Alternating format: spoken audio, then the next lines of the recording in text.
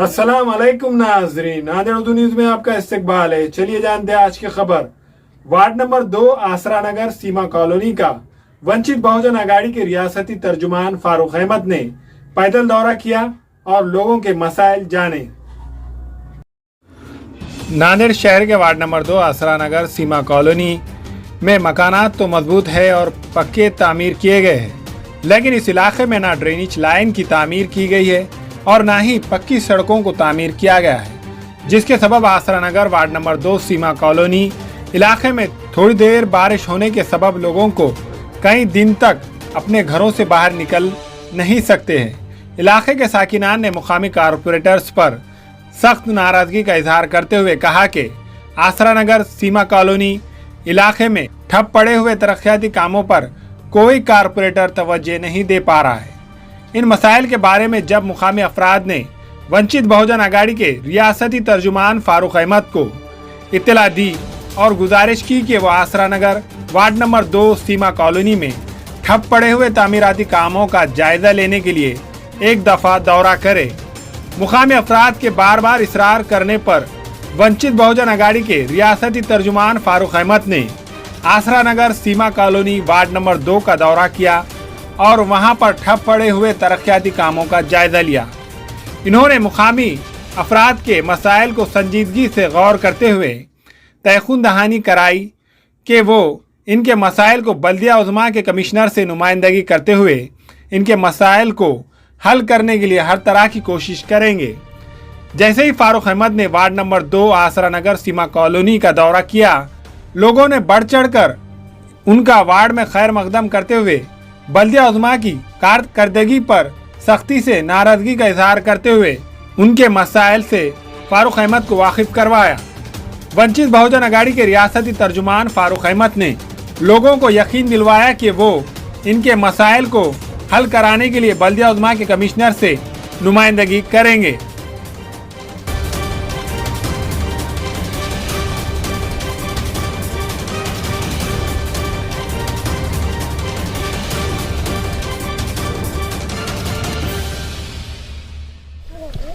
महाराष्ट्र में मुख्तलिफ़ जगह पे कुछ बारिश ज़्यादा होने की जैसे रिपोर्ट है, उसकी तुलना में नांदेड़ की जो बारिश थी वो बहुत कम थी। लेकिन इतनी कम बारिश होने के बावजूद भी आज जो नांदेड़ के आतराफ में इलाके हैं, नांदेड़ शहर में महानगर पालिका के हद में आकर जिनको 12-15 साल से ज़्यादा वक्त हो गया, ऐसे इलाक़ों में भी महानगर पालिका का कोई डेवलपमेंट नहीं होने की वजह से लोगों को बड़ी बदहाली का सामना करना पड़ रहा है।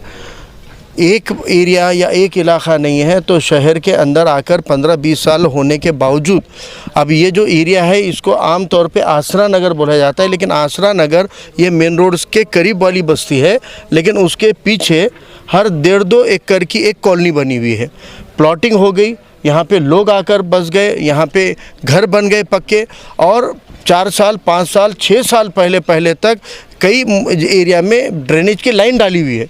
अब एक सवाल मेरा महानगर पालिका से है, कमिश्नर साहब से है कि जिन एरिया में ड्रेनेज की लाइन मंजूर होकर ड्रेनेज का काम मुकम्मल होता है तो ड्रेनेज के फ़ौरन बाद वहाँ पर रास्ता बनाना ये ज़रूरी होता है, क्योंकि ड्रेनेज के लिए जब खुदाई होती है तो वक्ती तौर पे जो भी पैदल चलकर रास्ता बन गया है वो भी रास्ता डिस्टर्ब होता है गड्ढे खोदने से। तो ड्रेनेज की पाइपलाइन बुझाने के बाद में कुछ अरसे के बाद, कुछ हफ्तों के बाद वहाँ पर पक्की सड़कें बनना ये ज़रूरी है, वहाँ पक्की नालियाँ बनना ज़रूरी है। अब क्या वजह है कि इस इलाके में आसरा नगर के पीछे की इन बस्तियों के अंदर ड्रेनेज के पाइप आकर 4 से 6 साल हो गए, लेकिन अब तक पक्की नालियाँ नहीं बनी है, अब तक पक्के सड़क नहीं बने हुए।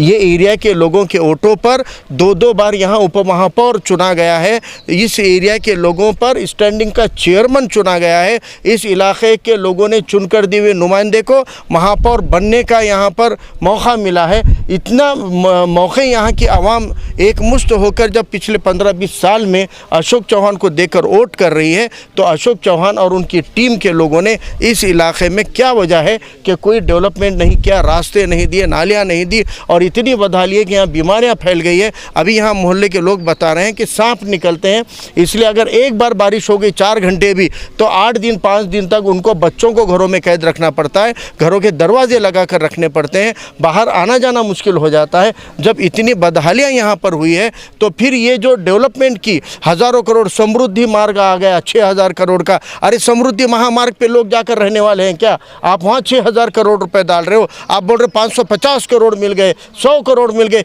ये पैसे जा कहाँ रहे हैं? ये पैसे जा कहाँ रहे? गुर्दागद्दी के तब वक्त में 1600 करोड़ राज्य सरकार के आए थे, केंद्र सरकार के 2200-2400 करोड़ आए थे, 3 से 4,000 करोड़ रुपए उस वक्त आया हुआ, वो हज़ारों करोड़ रुपए गया कहाँ पर है? इस सिर्फ नांदेड़ के अंदर ड्रेनेज के लाइन के लिए 1400-1700 करोड़ ड्रेनेज के लिए खर्च लिए, लेकिन यहाँ पर मेन लाइन बिछने के बाद गलियों के अंदर की लाइन कनेक्ट नहीं होने से वो ड्रेनेज का काम मुकम्मल नहीं हुआ, और आज ड्रेनेज की सुविधा नहीं है, नालियों की सुविधा नहीं है, इतनी बदहाली का सामना यहाँ लोगों को करना पड़ रहा है। तो ये पैसा गया कहाँ है? शहर का विकास आप खाली एयरपोर्ट को जाने वाले सड़क को दुरुस्त करके या 2-3 फ्लाईओवर बनाकर नहीं होता है, तो लोगों के जीने मरने के सवालात को हल करने से होता है। लोगों के बारिश के अंदर, गर्मियों के अंदर, सर्दियों के अंदर उनकी हिफाजत करने, ये पहली जिम्मेदारी महानगर पालिका की होती है। 3 से 4 टर्म हो गए हैं कि लगातार यहाँ पर अशोक चौहान की सत्ता महानगर पालिका में, और इस बार रिकॉर्ड तोड़ सत्ता आई है। 81 में के 73 नगर सेवक अशोक चौहान को लोगों ने चुन कर दिए, इतनी मेजोरिटी है। पहले तो बोलते थे विरोधी पक्ष काम नहीं करने दे रहा है, अब तो विरोधी नाम का कोई पक्ष ही नहीं रहा है काउंसिल के अंदर, और जो भी 5-7 चुन के आए हैं वो तो खामोशी के अंदर क्या ले दे के खामोश बैठ जाते हैं। कोई सभागृह के अंदर विरोधी पक्ष का या विपक्ष का इन मोहल्लों को लेकर, इन बस्तियों को लेकर आवाज़ नहीं उठती है।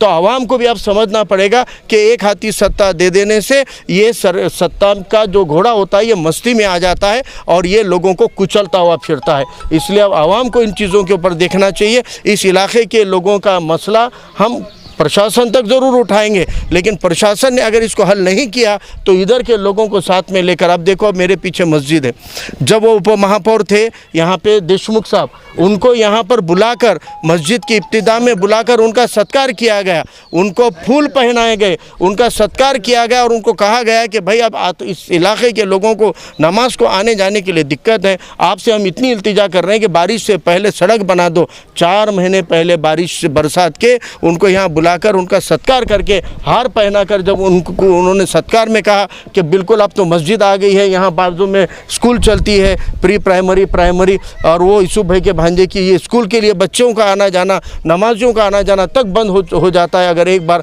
3 घंटे की भी बारिश हो जाती है। तो इतनी बदहाली नांदेड़ के मुख्य शहर में, उत्तर के अंदर या जो शहर के क्रीम सोसाइटी है, यहाँ गरीबों की बस्तियाँ नहीं है।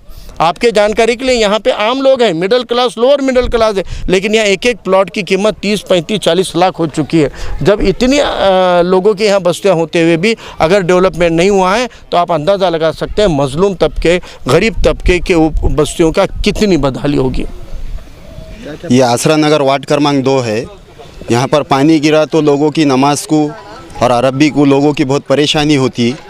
यहाँ से 4 कांग्रेस के नगर सेवक चुन के दिया ले है, लेकिन चारों में से एक भी नहीं आता। यहाँ पे लोगों के बहुत मसले हैं, लाइट नहीं है, यहाँ पे नाली नहीं है, और यहाँ पे चिकड़ बहुत होता। कब से मसला है?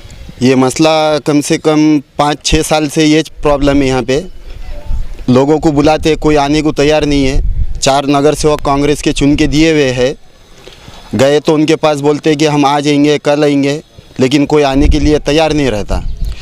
यहाँ से उप महापौर भी वार्ड क्रमांक 2 से बने हुआ है, महापौर भी 2 से बने हुआ है।